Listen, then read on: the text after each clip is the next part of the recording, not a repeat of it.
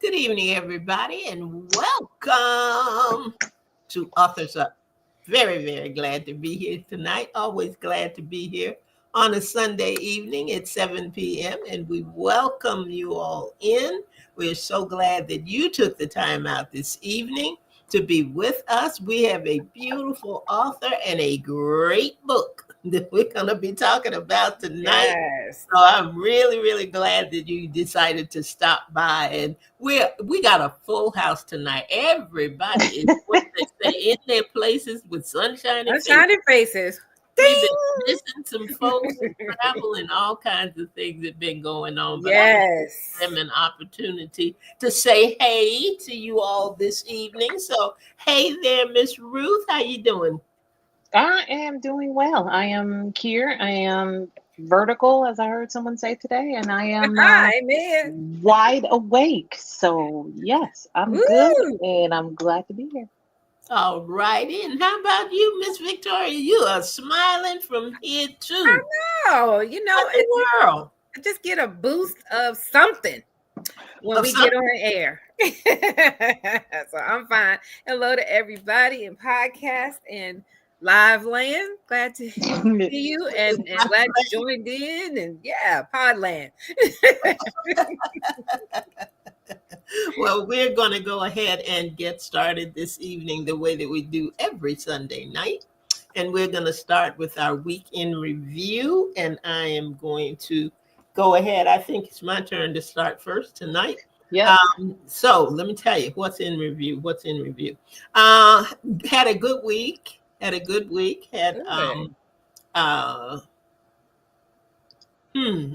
deciding whether I was going to share that or not. So I think because I hesitated, I better put that one on the shelf. But I do want to invite anyone who would like to. You know, a lot of times we talk about wanting to be a blessing and wanting to, do something for somebody else. And this is particularly at this time of year, because we're coming up on the holidays and we got Thanksgiving coming and we have Christmas coming and all of that. And one of our listeners, their family members, some of their family members were hit pretty hard during the storm in Jamaica. Oh, excuse me. So I've been trying to work with them this week to just put the word out that if you are one of those folk who want to contribute and you don't have a source and you don't have a way to do that, please, you can get in contact with me. My email is his words for you, the number 4 and the letter U at gmail.com.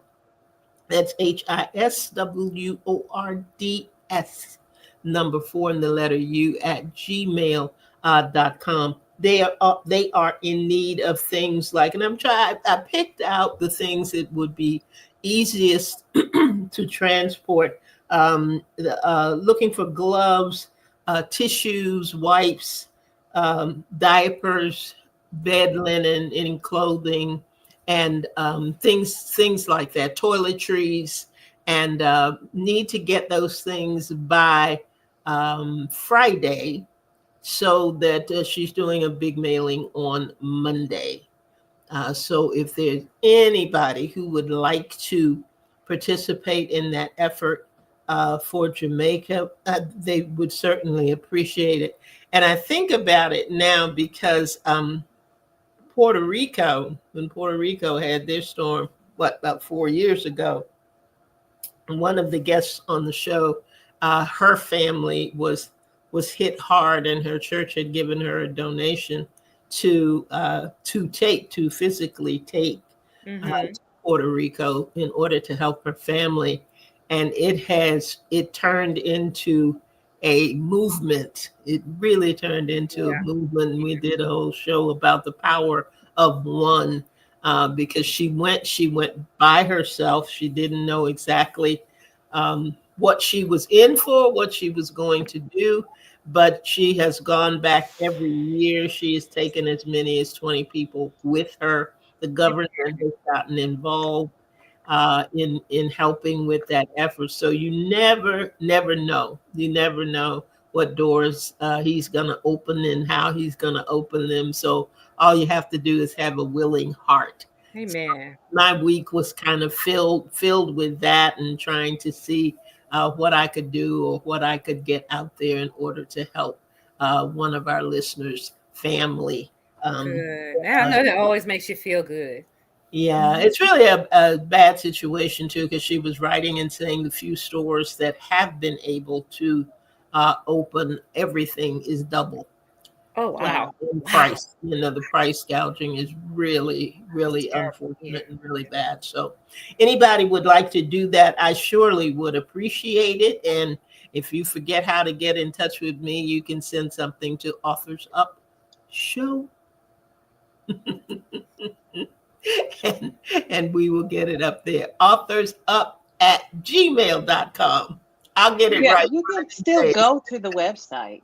That's right. That's right. You Go can to still the go to the website. website. You can also contact us through there, but Yeah. any of those will work. So I thank you all for that. Thank you all for listening to my TED Talk. You're welcome. You're welcome. That was a good TED Talk. So I appreciate that. And Ruth, what you got? What was going on with Miss Mercy last week? See, look. She's ready to Well, walk. she's not even asking about you anymore, Ruth. No. All right, I'm not offended. So, actually, no. So, of course, I'm planning my next trip up there. Mhm. I'm debating because I kind of want to stay a little bit longer. So, I Right. will let you guys know. But my daughter called us. I think that's it, Thursday or Friday, and we were on the phone with her for over an hour, and she kind of just, she talks to us, but then after a while, she just lets, because she puts it.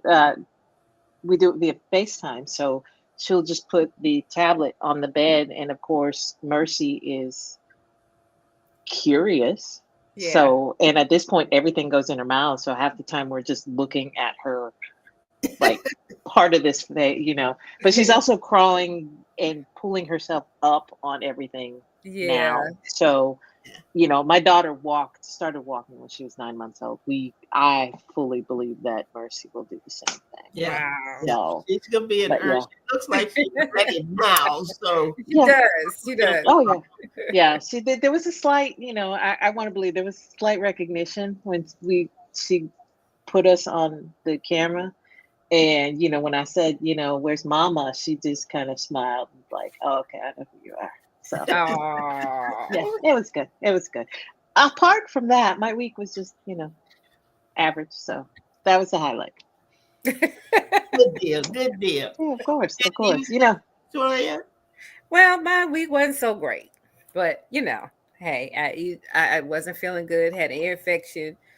Arthritis is flaring up, but I'm telling you, somehow when it gets to 7:00 on Sunday night, somehow all of that doesn't matter at all. Just the smiles and the laughter, seeing y'all. Y'all are more of a boost than any shot, and I did get a shot yesterday. Y'all are better than any shot, but y'all want y'all to keep everyone. Please keep mom back in prayer. She's back in the hospital, so she was doing really well and. She hasn't had another setback. So she was out of the hospital for a week and 3 days and back in. So we're praying for her tonight. So good to see you, Nikayetta. Nikayetta, I'm gonna say hi to her while I have the floor. But other than that, y'all, I dare not complain. I was just sharing, not complaining, because God is still wonderful and still good, and we're here together, and I'm just happy despite all that. Well, we're happy that you're back. Thank you. Yes, I am back in town. I traveled safely from Indianapolis back to Durham. I'm so grateful because if you guys know what's going on with the airlines and all the shutdown and all of that, I'm just grateful, even though I miss my family, but I'm grateful that I got in and out really well and had no problem with flying. I don't know if that would be the case, coming up if the shutdown continues. So, and I know that Charlotte and Indianapolis, the two airports I went through, they're having significant cancellations. So I'm just grateful I got to go. So I'm going to take the small wins. That's where I'm at. Concentrate on the wins. So Yep. And we have a winner tonight. We got a good book for you guys tonight. That is a disclaimer. Tell somebody, share this live with anybody you know who likes a good book, and let them know they have time to still join us. So let me read her bio. Susan Walter is a self-proclaimed recovering screenwriter and film director who started writing books to kill people because it was frowned upon in real life. Her first two novels, Good as Dead and Over Her Dead Body, are set in the movie business, but then she discovered there are places that are even more dangerous. She is now murdering people on airplanes, on ski hills, and in safe houses while on the run from organized crime. Oh my goodness. Her latest novel, which we're going to talk about tonight, Letters from Strangers, is based on the real life mystery that plagued her own childhood. Well, after this brief break, you will meet and greet our author for the evening, Susan Walter. So stay tuned. We will be right back.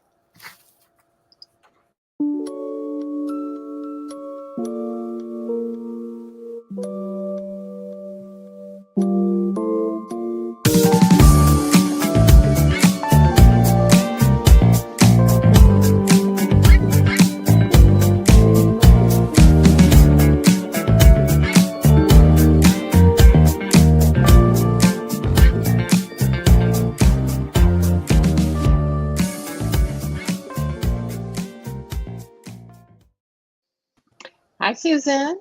Hey. Welcome. Hey, welcome. Thank you for having me. You are like a shot, like of energy and good vibes.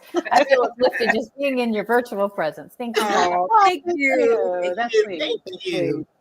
All right. So we usually start with, tell us about your book, but I also need for you to include what real life mystery plagued your childhood. Yes. Okay. So this is the book. You guys saw it in the graphic, Letters from Strangers. And it is based on the real life mystery of finding a folder full of letters in my father's desk after he passed away. Wow. And, my father was a complicated man. He was an inspiring human being. He would live life to the fullest, like really to the fullest, because other than our family, he also had some adventures that maybe he tried to keep private, at least from his kids. So when he passed away and we found these letters, that indicated that there were other passions in his life. It prompted this idea for a fictionalized version of what if my fictional character found letters from a recently passed away father, and what's in those letters. And there's a mystery that unfolds based on people mentioned in those letters. So I just used that real life idea as a jumping off point. And I didn't ever read the letters myself. I thought, maybe private things should be private. And it's a good thing. You guys talk about the publishing business all the time, because when I told my publisher I wanted to write a book about letters from a mysterious love, she's like, well, I hope you didn't read them, because if there's anything in your fictionalized version, in those letters, you could get sued. So Ah, I can say for the record and in all truth, I did not read the letters. I just imagined. And I Right. hope my imaginings, you know, people, as I mentioned, they live complicated lives, and I try not to judge. And everybody's circumstances are different as they travel through these lives. And so I just made something up, but I had a lot of fun doing you it. still haven't read them? No. Really? Okay, so you are a much better person than me, because I would have Right. sat What in the down. world? I would would have to read put them in chronological order. I would and read them all. yes. Well, my But- fictionalized version of Yes. myself does exactly that. And in the letters, I'll tell you the secret of the letters. In the last letter, there's mention that the character might have a half sibling somewhere wandering around the world. And so that's kind of the engine of the book, is the character says, look, my father's passed away. If there's another person out there wondering where they belong, who they are, maybe I should go in search of them, and maybe a connection would be a beautiful thing. Wow. Yes. Yeah, and I feel that was the beautiful thing about your book, was the characters, their flaws, their humanity. Right. You know, even Dad got redemption in the end. And Right. and that's the thing. You know, Victoria mentioned it earlier, and I'll let her expound on it, but Okay. you know, our parents were people before Yep. That's they what were I said. parents, you know? That's right. Yeah. Whole nother life before I was even thought about. That's right. And I think that you captured that perfectly in this book, and especially through the letters, because you know the letters obviously were shorter than the chapters, but it was just like there was something, even in I won't give it away, but there was a letter where Jane, the main character, apologized to someone, and just to me that was the most poignant letter in just that she could, despite wanting to know, despite the circumstances, that she could sit down and write the letter that she did and actually mean it, because I think she did. So so I think that you did a great job with the book. I love the book. I just have to say that. And I did read it in one sitting. So Thank you. I didn't write it in one sitting. Oh no. And it was interesting because you had an author's note in there in the back, and it said, writing is a bit of a paradox. We tell our stories to start a conversation about things that we think are meaningful. But in order to write, we had to shut out the world because we can't explore our intimate thoughts with other people buzzing around. This is true. True. And then there's a perplexing sensation of feeling the most connected to everyone and everything when we're alone at that keyboard, wrestling with thoughts and images into words. I mean, I don't think you could capture it better than that. Thank you. Thank you for reading that. Not everyone reads through the author's note at the end. So thank you. We try to read from cover to cover. So I'm just gonna say it now. Everybody, get the book. Get the book. Get the book. I'm going to get a copy. This is yes. Yes. I like your Chiron right there. That I want on the shelf, and I told before we came in, I said I think you're going to be one of my new favorite authors. That is going to I'm gonna have the books on my shelf because. Thank you. Well, I told you, and you're aware of the other books that I've written, right. that there are some murder mysteries mixed into my backlist. But I mean, I murder people. First, most of them are bad, and they should be murdered. No, but yes. My other books, they're not gory. I don't murder on the page, right? It's sort of finding a dead body and wondering the mystery behind how that person wound up dead. I try to write more character-driven mysteries and not go to those gory places. I just don't have it in me. I don't write violence, but I do love a good mystery. Yes. And nothing sets up a good mystery better than a dead body. That's right. Were those the kind of books that you read yourself? I love thrillers. Like growing up, I was Nancy Drew all day and night. I just wanted to solve the mystery before she did. Yeah. But they were character-driven mysteries if you read those, right? Like you had her best friend Bess, and you always were rooting for the friendship along the way. And those are the kind of stories that I like friendship, a mixture of friendship, but also some real suspense and dead bodies occasionally. I asked you that 'cause we talked about finding your voice and things like that, and what kind of books did we actually read that influenced the kind of books that we write. So Yeah. that's why I asked you that, because it seems I knew the answer before I asked it. No, and I would say definitely that you have a suspenseful voice because, like I said, I read your book in one sitting, and it was that, okay, you drew me in enough that I had to, there was enough suspense around the letters, around the story that I had to keep reading. So Thank I you. think you definitely. I think as I get more skilled as a writer, I don't have to kill as many people for you to be invested in the story, right? If I can talk about things that feel as suspenseful. I took directing classes and I directed a movie with Sharon Stone, or actually a romantic comedy. And my directing teacher, who's also an acting teacher, she said, I think every movie should be a thriller. Like a romance should also be a thriller. Historical fiction should also be a thriller. There has to be that element of like stakes being really high. And sure, we understand the stakes of running for your life. Like there's somebody on the other side of that door who's going to kill me if I don't get out of here. Like those are high stakes, and that's very visceral, and you can grab it. But there's other kind of stakes too, like stakes of getting your heart broken, or stakes of somebody leaving or getting hurt, or all the things, right? So I feel like as I grow as a writer, finding the stakes in some more everyday occurrences is the skill that I'm still working on. And I gotta I'm sorry, I gotta just throw this in, that you are an excellent writer. Oh, you're an excellent writer already, but yet you're still talking about honing your skill, and I love that about how you talk about yourself. You're acknowledging that there is always room to grow, and I thank you. That means a lot to other struggling writers here. Oh, thank you. You know what I think the hardest stories to write are the simple ones, right? Like the really straightforward ones about one person moving chronologically forward in time, and there's no flashing back, and there's no bells and whistles and changing points of view. Like it's just one character going through time. When I read a book, I have never written one of those, by the way. I'm not ready.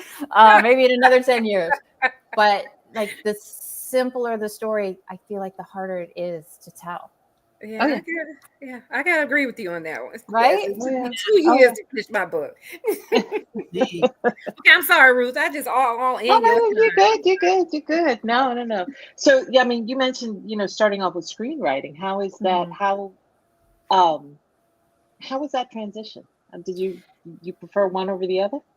Well, so when you're a screenwriter, you got like 15 people all up in your grill all the time telling you what you have to do. Like, well, we want to go after this actress, so she has to be, your character has to be this way, but we want to shoot in this location, so make sure you write these things in, and it has to be cinematic, but it can't be too expensive. So there's like all these voices telling you how to write your story. When you write a book, I mean, Victoria, it's just you and your idea, are sweating it out at the keyboard. You hand it in when it's done, and you're lucky when you get somebody to come back to say, well, did you think about this? And maybe it might be more exciting if you move this plot point earlier, or maybe you don't need that character. They're kind of getting in the way. Like, it's great to have notes afterward that might make your story better. But in the movie business, when you're writing a script for a studio, they're always chirping at you. And sometimes you get great ideas, but sometimes you get head scratching ideas. And like, why do they want me to do that? But we roll with it.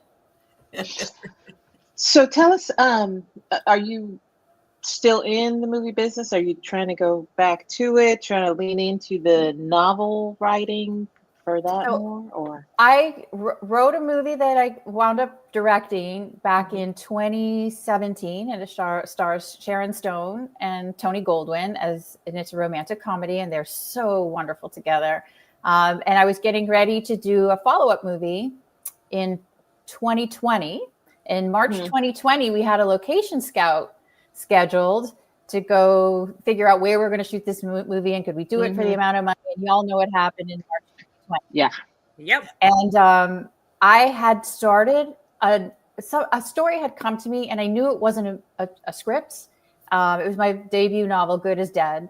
And I didn't want to try to write it as a script. I had started sort of plotting it out as a novel, and there was nothing else to do except wash my groceries, which I did. And my kids were home, and I'm like, all right. So I just got up in the quiet time and started working every morning to try to finish this book, which I did that summer, and it sold in the fall, and it was published the following fall. So it kind of, I kind of just listened, like, okay, what do you got for me now? Right. It was never planned, but luckily I had started that book just as amusing and not ever thinking I would finish it, because a book is a lot more words than a screenplay. Oh, yeah. Like a screenplay you can read in 45 minutes, but you can't read my books in 45 minutes. It takes a lot longer, a lot more words. I'm like, I don't think I have that many words in me. Turns out I did. Yes, you did. Yes, you did. Break from washing my groceries. Did you guys do that during the pandemic? You take the groceries home and, well, I don't know. I didn't wash them. Washing my groceries. I didn't know what I was doing. I don't know that any of us. I don't think any of us knew what we were doing. Right. So you're fine. Yes. All right, Andrea, what you got? Well, I want to give Susan this opportunity. This is always my fun part, because we talk all the time about people and their stories and having stories in them, and just depending on whether or not they want to share it. And one of the things that we have started doing here is allowing the author to read part of their book.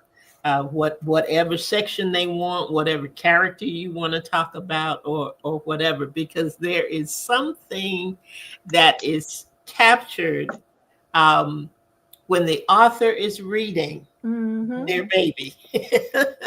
Okay. You don't get it any other time, and you just don't get it any other way. So I know we talked about it a little bit before we came on the air, and you've got something picked out already. Yeah, just something short to kind of set it up and get into the character's head. Good. So here goes. The letters were spread out on the table.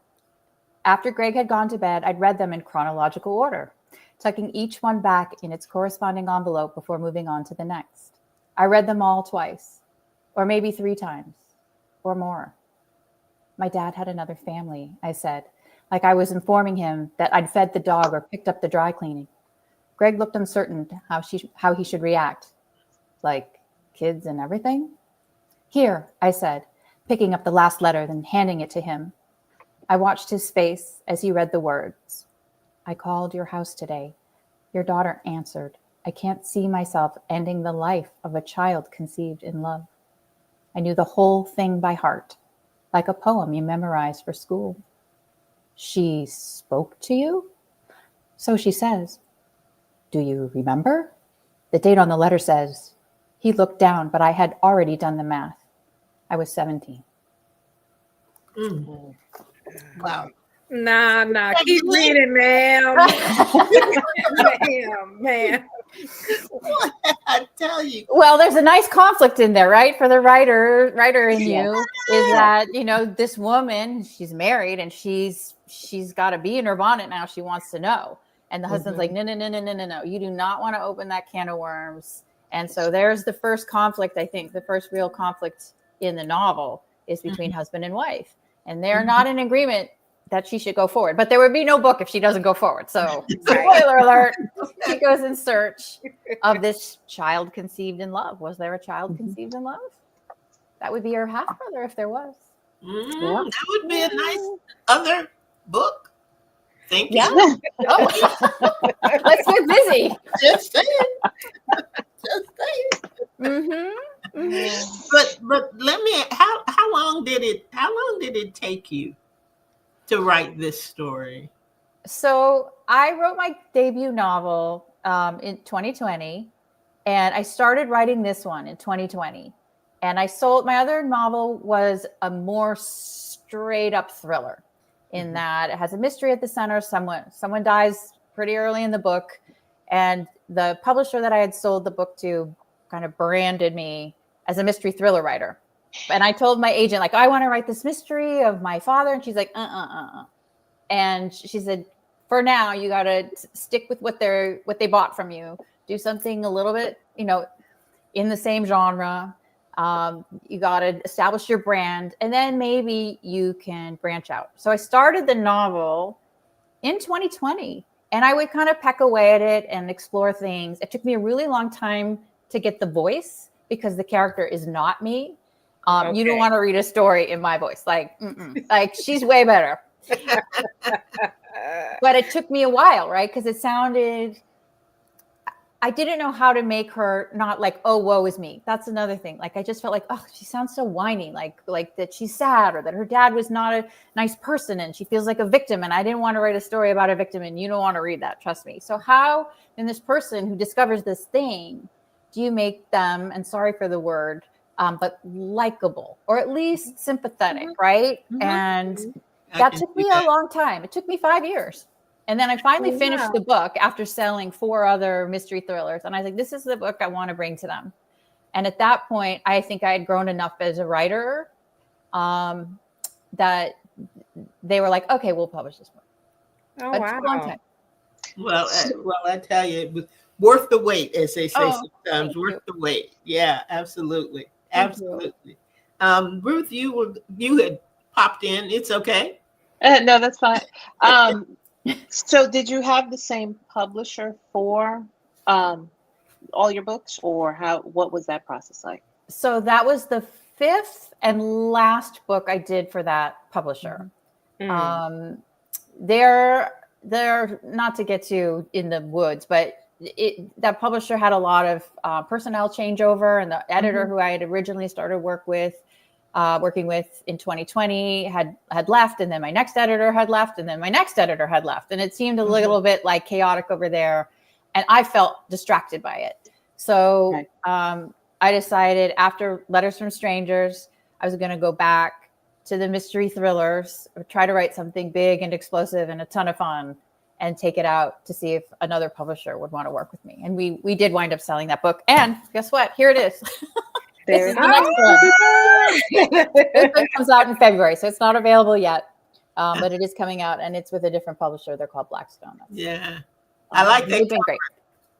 Yeah, it's fun, right? Like, I try to do that thing where, when you have the whole world to tell your story, it's easier, right? Because you have so many options. Like, I can bump around here and jump around to this place. But I wrote a murder mystery, a locked room mystery on an airplane. I'm not giving anything away. They die on page 6. Somebody dies on an airplane, and then I'm stuck in this plane. How do I make it interesting?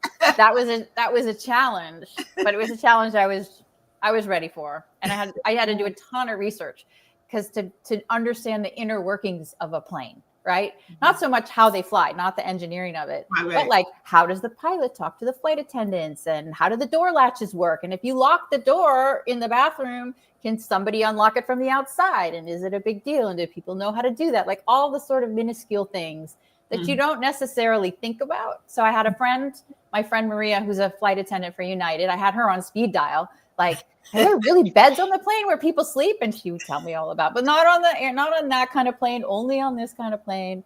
And and I have a pilot friend too, who told me kind of like how it works, how flying works.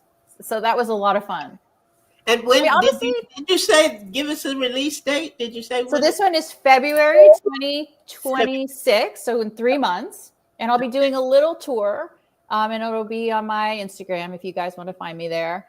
And I might, come to a city near you for this book, but I'll talk about all the books. I love talking about books. That's the greatest thing about being a writer, is the connection that you make with people, right? Like, I connect with people who are interested in the things that I'm interested in. So I was interested in airplanes, and I got to talk to pilots and understand like just the rhythm of their day. Like that, I was more interested in like, so how early do you have to get to the airport? And like, do they feed you on the plane? Like, I just wanted to know all the minuscule details. Like, what do you have to learn? Not much, okay? Unless you're in first class these days.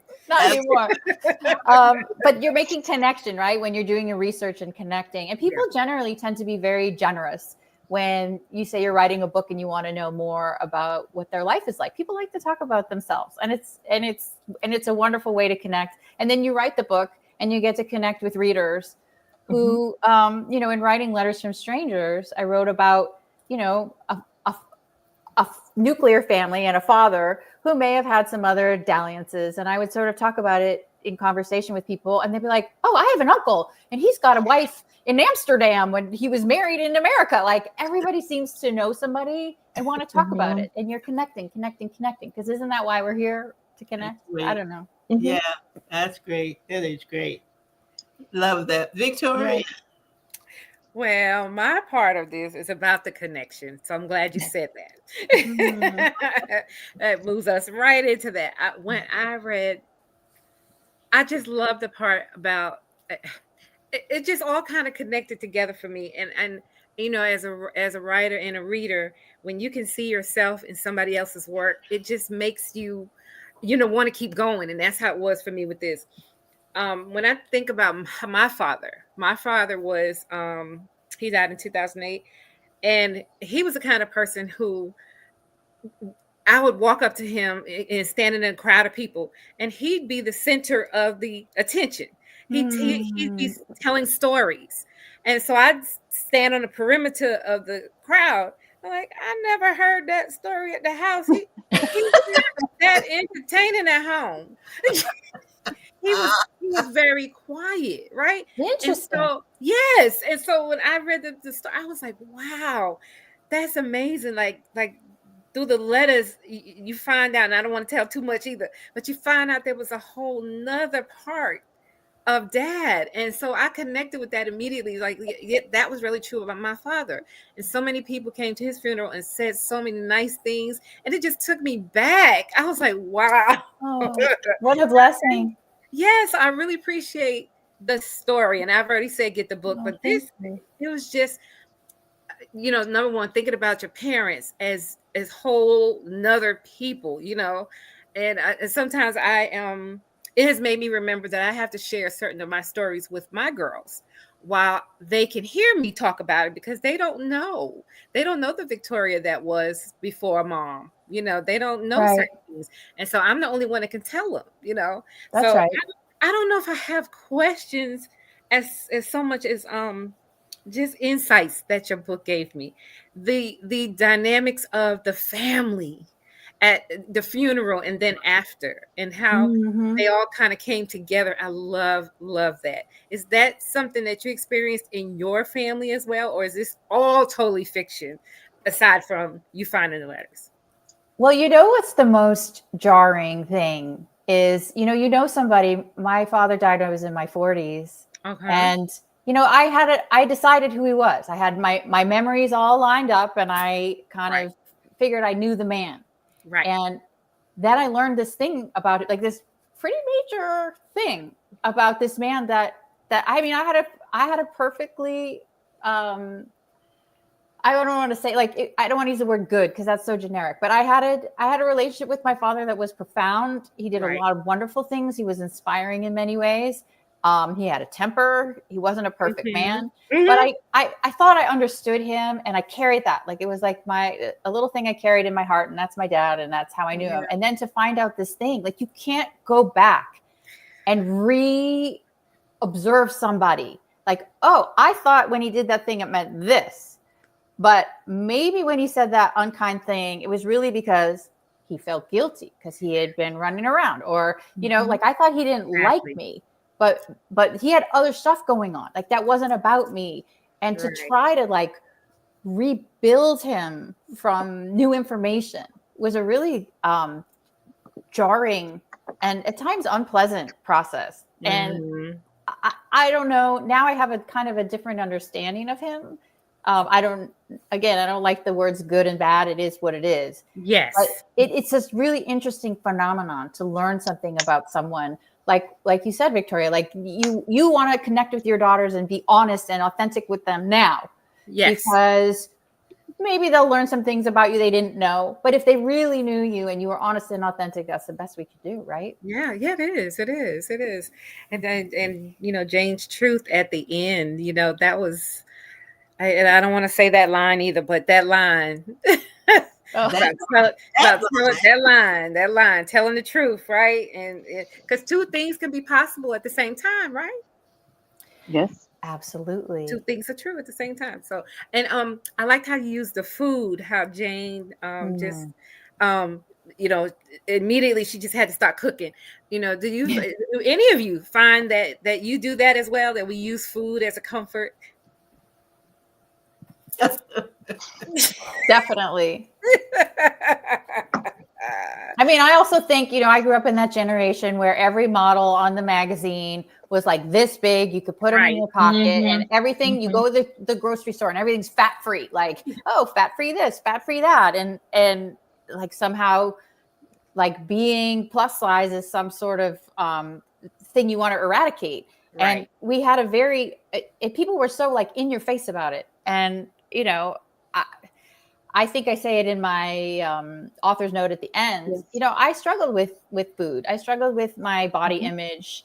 And part of that was from my dad, who I think just wanted me to be my best self. Yeah. But he didn't know how to inspire me to be my best self. He did it kind of the only way he knew how, which was to sort of pinch that skin under your arm. Like, you know, yeah, I think you'd be happier if you could have that. Stuff like that. And you know, I never even noticed it. Hurtful. That's hurtful. But I don't think he meant to hurt me. I think he really genuinely wanted me to be my best self. Right. And he just did it. But I also think he wasn't happy with himself because he got in a marriage and he wanted to stay in the marriage for the reasons that people stay in a marriage. And my mother didn't want to be out of the marriage. I talked to her about it and she wanted to stay in the marriage. But he had this other love. And so, you know, he did both. It's not my place to judge. Like I said, people live complicated lives. And maybe that was the best solution for somebody whose heart was split in two different directions. I don't know. Right. Well, I just definitely think your book speaks to all these complications and that we are just complex people, period. You know, that's right. So, you talk about still learning how to write, but you did a bang up job with this book. You really did. I love it. It is, and I'm saying it again. It's gonna be one of those on my shelf to refer back to. Yes, get the book, people. Get the book. Thank you. Would you tell our listeners and our viewers where they can get in touch with you, how they can get your books, you know, email address if they have a comment? Just let them know how they can get in touch with you. Oh, thank you for asking. I guess the easiest way to stay in touch with me is through my website, www.susanwalterwriter. Susan Walter Writer. Okay. And there's a contact me form on it. And if you want to send me a message, that's the easiest. You can just go to I'm looking at it right now because I think contact. You go to the contact link and there's just a little box and you can write me a message. If you go to the tab that says books, you can click on any of the books and find them on Amazon. Amazon's always the easiest way to find those first 5 books. The next one, you know, I'm going to be going on tour. This one I'll be going on tour. So I'll be in bookstores and a little more front and center with this one. But if you want to find Letters from Strangers, the easiest place, easiest is on Amazon. And I should tell you, if there's Goodreads listeners or Goodreads readers, there's a site called Goodreads. I don't know if your readers are on that, but I am doing a giveaway, 10 signed copies. So enter the Goodreads giveaway. Okay. Just go to the book page on Goodreads. Hold that thought. Goodreads giveaway. Yeah. Goodreads giveaway for that. You know, I'm a fan, and I'm gonna be a big fan girl now, for real. Well, I can't wait to read your book. When's your book coming? We don't know yet. You know, time next year. But time, you know, Ruth has taught me time is. You know, we can't say because it took you 5 years to get this book out. So when you said that, I said, that's what Ruth is trying to tell me. Time, this is all relative. It comes out when it's supposed to, right? That's right. Thank you so much for being here, for sharing yourself with us, your book. I mean, it is just an amazing book. I really hope everybody gets it. I really do. I enjoyed talking to you. I want to talk to you all night. I wish you were here. We could have some tea. I know. My daughter made an apple pie. There's like pie left. If you don't eat it, I'm going to eat it. Fax me a piece. Before we totally close out, I'm just curious, Susan, is this book your favorite so far? Which one Of is your favorite? Letters from Strangers. It's definitely my most personal. I definitely cried the most real tears writing it. It came from a deeper place. It was almost like I was called to write it. So, Wow. I mean, they're all my favorites, but this was the one that definitely was a calling. And I had to kind of fight for it because it wasn't in my, natural progression for what people perceive me. But I'm so glad I did it. We are too. Yes, we are. I have one more question. Have you always written your entire life from like a teenager, or did you, how did you begin your career as a writer? Yeah, no, I didn't really start until my 30s. Wow. Yeah, I didn't start writing till my 30s. And like I said, I started in screenplays and got kind of tossed around Hollywood a little bit. Everyone telling me what had to be in those stories. Yes. So, I mean, the pandemic, I feel like the pandemic changed a lot of people's lives in ways we didn't expect. True. And being holed up and not having anyone telling me what to do for the moment, I was like, well, I'm just going to do what I want to do and see what happens. And it worked out. Wow. Look at to see what happens. Good Right? things. Good things. Good things. That's right. Thank you. Thank you guys so much. Thank you for being with us. We can't wait until the new book comes out. Well, I'm already ready for it. Okay, look at that. We'll be checking that tour list too to see if you're going to be anywhere near us when you start your tour. So it's an exciting time, and I'm just very, very happy for you. And I think I just can't wait. I can't wait to see what happens in the next book. So thank you again for being with us, Susan. My genuine pleasure. My favorite thing. Can I come back next week? Don't tempt us, because but that is it for us for tonight, everybody. Thank you, Susan. Thank you all who joined us tonight, and we're glad that you did. We never, ever want to spend time together that's not good time. I mean, we enjoy what we do. We enjoy the people that we get to meet. We enjoy listening to the heart behind the story. And we certainly have enjoyed that tonight, Susan. So you've been a wonderful, wonderful guest, and you're a great author. And we just appreciate you. So we wish you the best of luck. And I know it's going to be more than luck when this next book comes out. So we're looking forward to it. We really are. And that is it for tonight. You can find us at www. Go ahead, girl. Authors Up Show.com.